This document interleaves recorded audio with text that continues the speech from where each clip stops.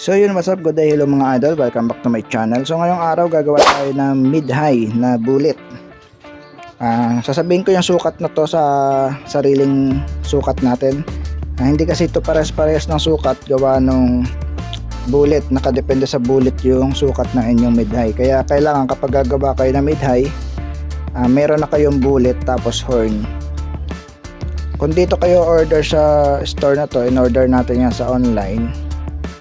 Yan, ganyan yung sukat niya. 0-0 yung ating clearance dito. Saktuhan lahat hanggang ilalim, pati gitna at taas.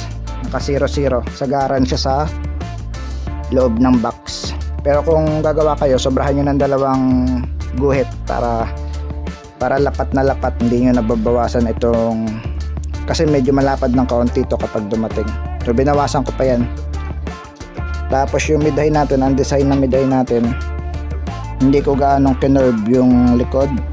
Kung mapapansin nyo, medyo manipis lang yung ating pagka-curve. Dito manipis, pero pagdating sa dulo medyo kakapal na yan dahil nakaliko yung plywood natin pag ganon. Diretso tapos liliko dito. So hindi ko na siya gaanong kinerve para yung corner guard nakapatong pa rin siya sa isang corner guard. Hindi basta-basta magagasgas yung pintura. Kasi kapag kinerve ko pa ng kaunti, lalampas na siya dito sa corner guard. Mangyayari, maglalagay ka ng kahoy patungan ng inyong mid-high. So, punta tayo sa likod. Susukatan ko na yung plywood kung anong sukat na to. Basta itong sukat na to mga idol, para lang sa ganitong klaseng bullet. Ang kailangan na sukat ng bullet mo, sukatan natin pati yung horn para may idea kayo. Ang sukat na to ay 43 by 38. Tapos ito naman yung horn natin 36 cm yung inaano natin by 26. 25 and a half lang pala. 25 and a half by 36 or 14 inches. 14 inches by, malabo kasi metro ko, nasa 10 yata. Labo na kasi yung 10, kaya doon ako sa centimeter tumitingin. So yan, sukatan muna natin mga idol para makita nyo. Bale ito na mga idol, ito yung front natin. Mali yung sukat natin nung una. Wala yan, yung isang guhit. Ito, wala to, burahin nyo lang, burahin nyo yan. Hindi yan kasama. Nagkamali tayo ng sukat, nadagdagan ko kasi yan. So kailangan saktong sakto yung dito nyo, no, para 0-0 yung masusukat nyo. Tapos yung taas hanggang dito yan, 64 yung taas nyo para sa front. At yung lapad naman ay 43 kung da nagkakamali. Ayan, 43. Tapos 64 yung taas simula doon. Yan, 64. Yan. Tapos syempre yung taas na to, dadagdagan nyo lang yung 64 ng 1.5 inch or 4 na centimeter. So yan, 48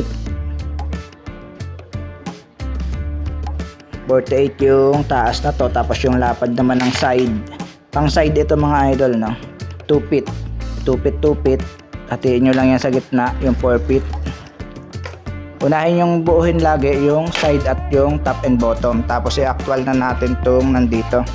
Actually pwede ko siya diretso, pero mas maganda kung i-actual ko na lang yung likod. Kasi ito yung top and bottom natin. Magko-curve kasi ako dito ng kaunti, simula 10 cm siguro hanggang dito. May curve yan ng kaunti papasok dito. Yan, pag ganon, simula ng 10 cm tapos pa curve. So, para hindi ko masyadong kinerve, gusto ko kasi yung corner guard at tatama pa rin doon sa isang corner guard para hindi magasgas yung pintura. Yan, parang ganyan lang. Lang, medyo curve lang yung akin. Hindi curve na curve yung design ng akin. Kaya yung back, i-actual ko na lang yung sukat dito. Pero 16 and a half yun, yung likod ko. Pwede ko na siya idugtong dito. Pero mas okay kung i-actual nyo kasi bawas na kasi yun eh. Para walang mali sa sukat. Yan, mamaya cut ko muna to, then buuhin natin mamaya, papakita natin. Sa pagkakat naman mga idol, ito lang yung gamit natin. Yan, mura lang yan sa online, tag 200 lang ata or 100 plus. Tapos itong blade na 4 inches. Tapos grinder, at syempre may guide tayong kahoy para tuwid yung ikakat natin. Then syempre yung pang clip ng kahoy para mabilis. Dati kasi tinutornilyo ko lang. Yan.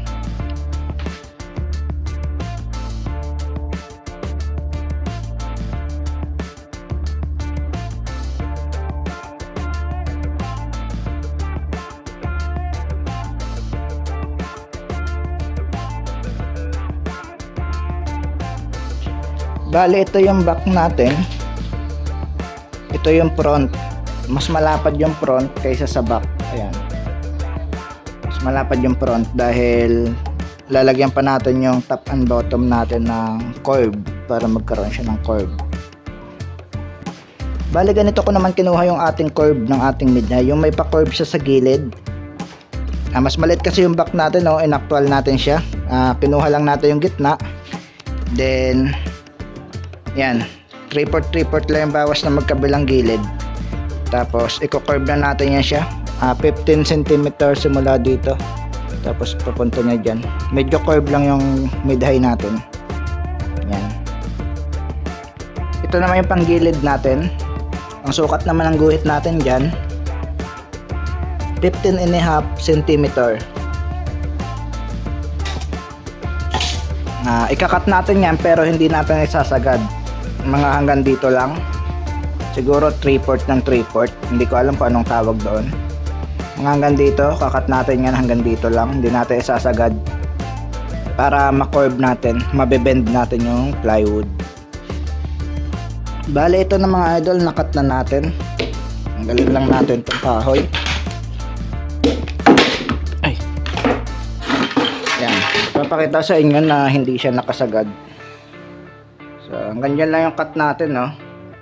Para pwede natin siyang i-bend. Yan, no? Mabibend na natin yan dahil kahalati lang, lampas ng kahalati yung cut. So, may ano lang, may dumi lang sa loob. Pinagtabasan, pero hanggang dito siya. Yan.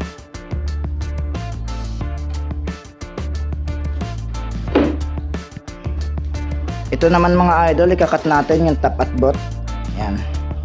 Para medyo naka-curve yung ating mid-high. So, konting cut lang yung ginawa ko, Sarili na design ko kasi ito. Pero kung gusto nyo hanggang dito yung inyong mid-high, yung cut, yung curve, pwede naman, walang problema. Nasa sa inyo naman yan. Ito kasi para sa akin to. Hindi to standard na sukat. Kumbaga. Yan. Bale, ito na mga idol, nakat na natin yan. Medyo pa-curve na siya pagdating dito. Ganun din yung kabilang ano natin. Yan. Liliyahin ko na, tapos i-assemble na natin. Kompleto ng natabas natin. Bale, ganito lang kalaki yung space ng ating curve. Yan, nasa 3/4 lang siya. Yan, Tapos yung pinaghatian natin na kahalati lang, ilalagyan natin na stick wheel yan. Pag na-bend yan, may ipit na yan at didikit na. Pag napako na natin to. Yan, ayan lang mga idol. Kabit na natin.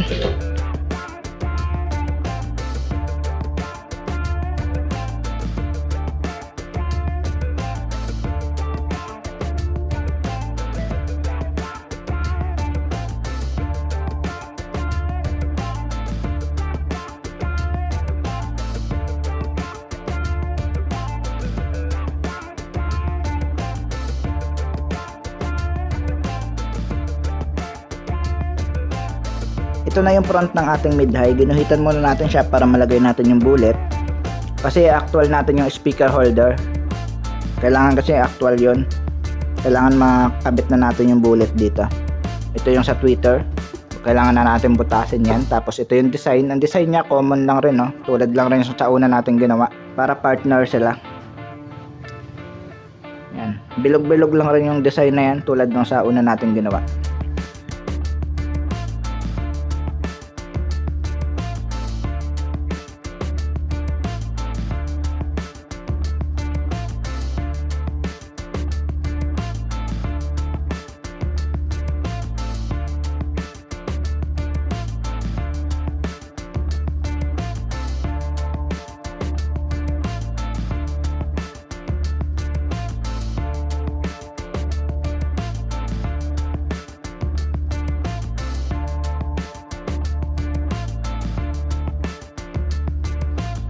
Bali pag nag-jigsaw kayo mga idol, sa part na to manipis na kasi, dandahan lang kayo dito dahil by chance mabali ito.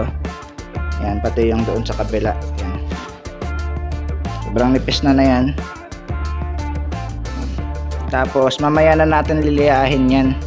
Mamaya na natin pakinisin kasi yung daan ng jigsaw yan, maraming sabit-sabit.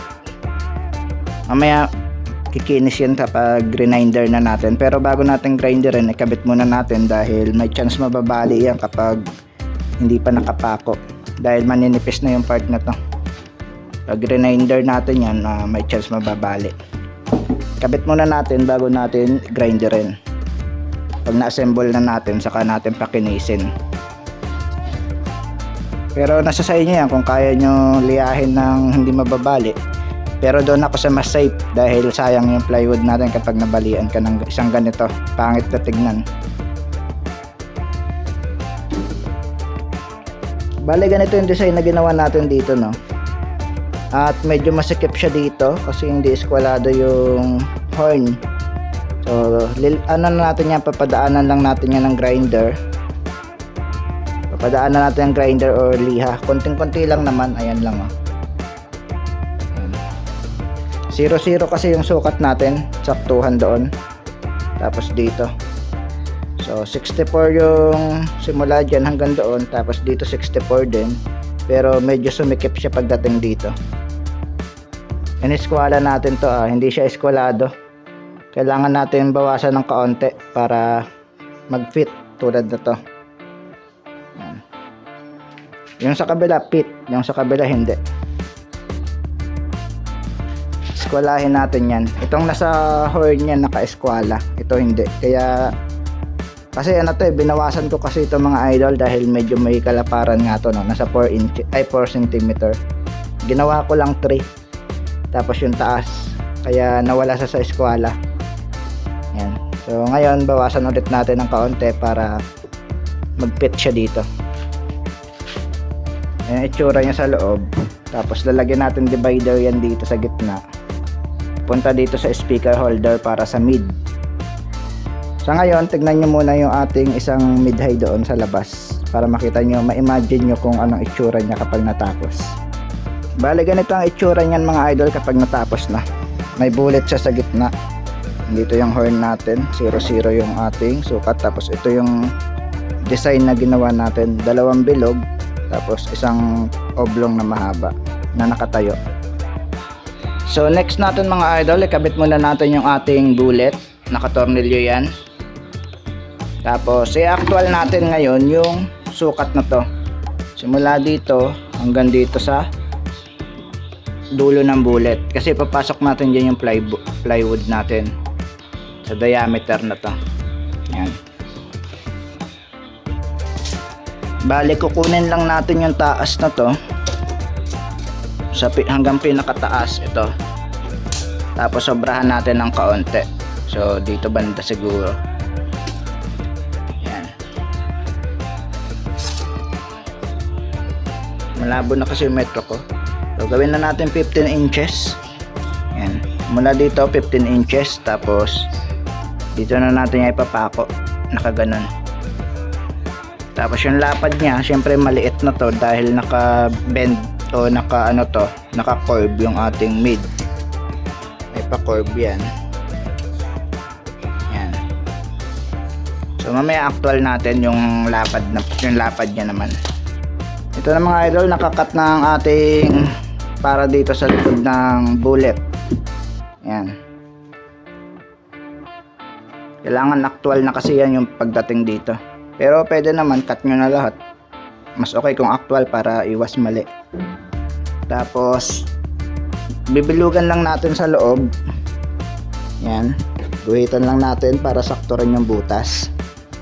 Sabay i-cut ulit natin. Tapos magawa ulit tayo isa pang ganito para naman sa speaker holder. Cut ko muna. Ay, bilugan ko muna tapos i-cut. So pag nabilugan nyo na pala yan mga idol, mag-agwat kayo ng kung gaano kakapal yung nabili yung bullet. Kailangan kasi nakapasok ito sa loob. So papakita natin, cut ko muna. So bali ito mga idol, yan nabilugan na natin. Yan yung bilog niya. Dapat siya yan sa butas ng ating bullet. Tapos sukatin natin kung gaano kakapal ito. Yan. Ano rin tayo na kung gaano kakapal, doon tayo magbubutas para maipasok natin to. Bali ito mga idol, nabutasan na natin. Yan. Dapat nakapasok ito. Yan, nakapasok siya.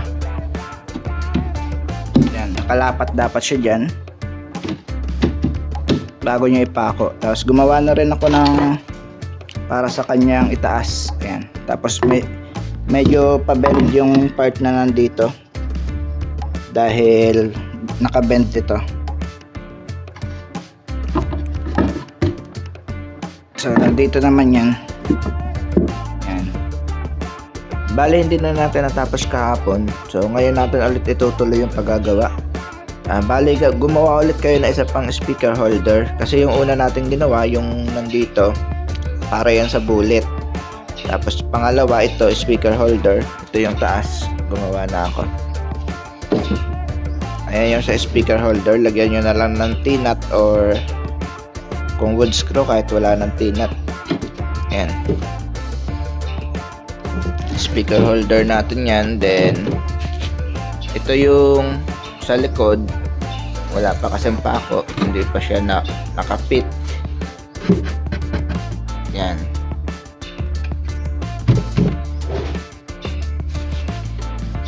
Ayan sa likod, bubutasan pa natin yan para pasukan ng speaker. Tapos may T-nut din yung takip. Ang gagamitin natin na pang sa T-nut, itong mga retaso natin. Ito naman yung likuran ng mid-high natin. Sinukat ko siya sa isa kong box ng mid-high para parehas sila. Yan. Ito yung pinakatakip ng box natin sa likod. At ito naman yung speak on, dalawa. Isa sa tweeter at isa sa mid.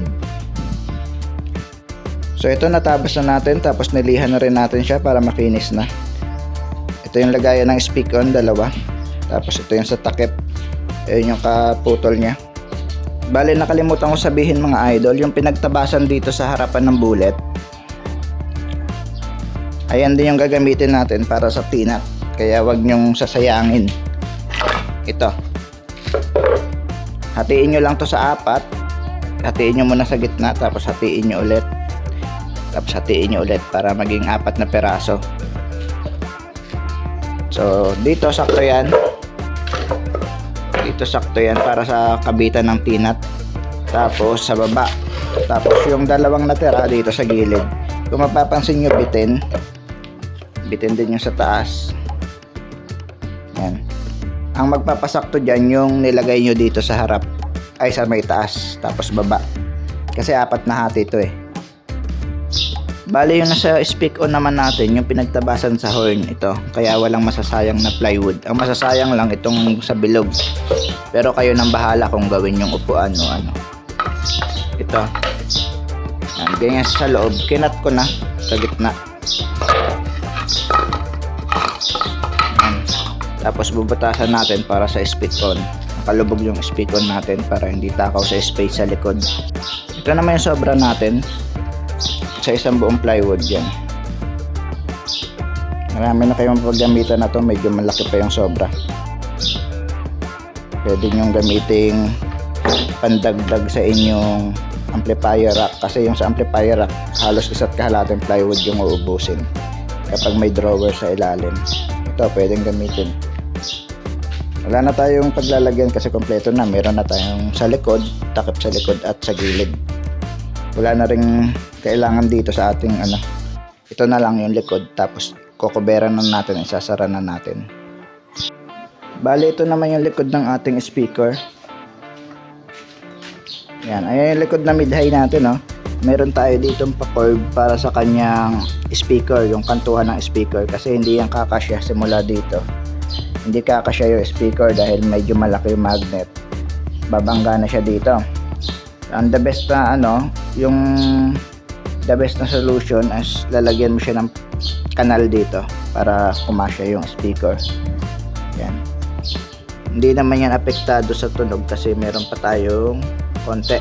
Walang singaw yan kapag may takip na. Yan. Walang singaw yan.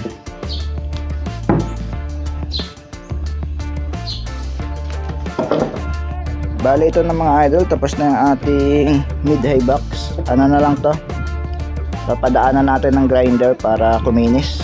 Tapos meron tayo dito yung screen. Ito dito to.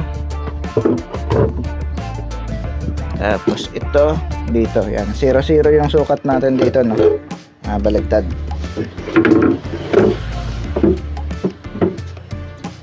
Pagtabi nga hindi yan papasok dahil 0-0 nga yung sukat natin. Dapat pantay pag ipapasok nyo.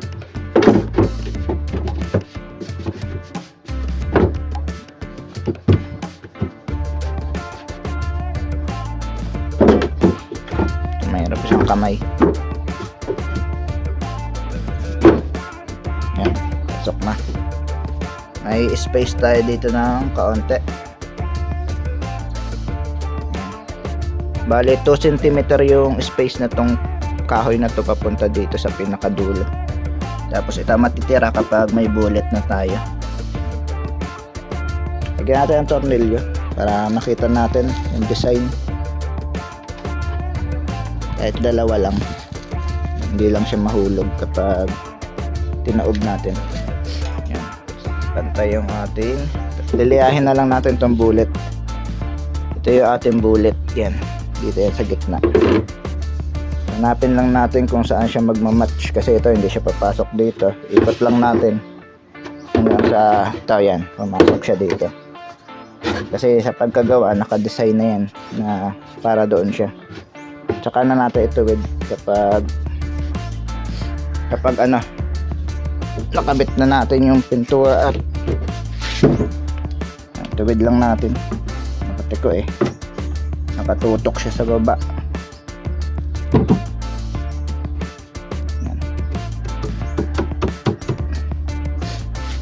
Yan ang itsura niya mga idol kapag natapos.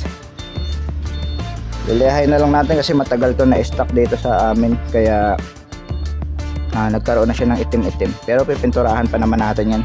Tapos matatanggal naman yung itim-itim niya kasi ito mas malala yung itim dito. Niliha ko lang yan, hindi pa siya masyadong naliha, papakinisin pa natin yan. Pinadaanan ko lang yan ng grinder kaya namuti, pero pag niliha natin yan puputi na yan. Bali, hanggang dito na lang mga idol, hindi ko na papakita yung pagpintura nito. Ang kulay na to ay dilaw yung bullet, tapos dilaw rin yung horn. Yan. Kung nagustuhan mo ating video, please like, share, and subscribe at pindutin ang notification bell para lagi ka updated sa aking mga new videos.